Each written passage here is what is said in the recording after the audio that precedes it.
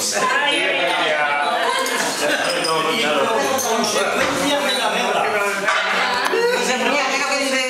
No todo es malo.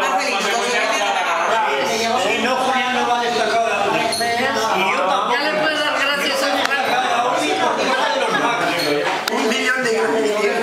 Que fíjate lo que pasó una noche en EV que igual vosotros no habéis oído. ¿Qué pasó? ¿Qué pasa, Margarita? A ver, cuéntame.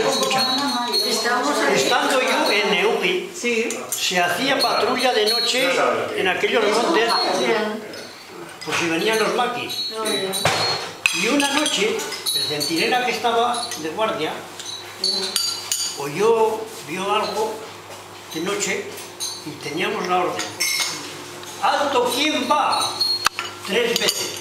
Si a la tercera no respondía, fuegonazo. Total, que ese alto, quién va, no contestó. Alto, quién va, no contestó. Y a la tercera que no contestó, le dio con el moscatón que teníamos. Y se quedó la cosa.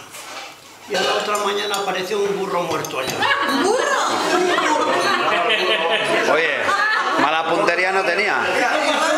Casi fue el mejor final que pudo ser, ¿verdad? Sí, pues se podía haber encontrado a cualquiera. Estando yo. Claro, sí, pensando. Cuando fuimos la primera vez vivía la Josefina en la El nieto. y la Anita no era la Mírale al nieto. Mira que Aitona. Después de bajar, Ese es el hijo, ese sí, ese sí. 15 años. Cuando la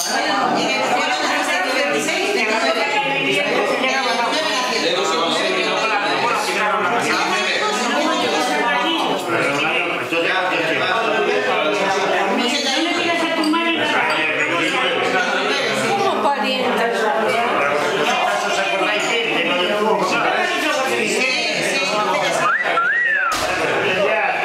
Ha entrado ahí como una ola de... Pero Brandy ahí. Es que esto es coñac. Esto es whisky. Esto es coñac. Eso es coña. Carlos III. ¡Viva Carlos! ¡Viva! Bueno, he grabado un momento íntimo, ¿eh? ¿Qué se apagó aquí?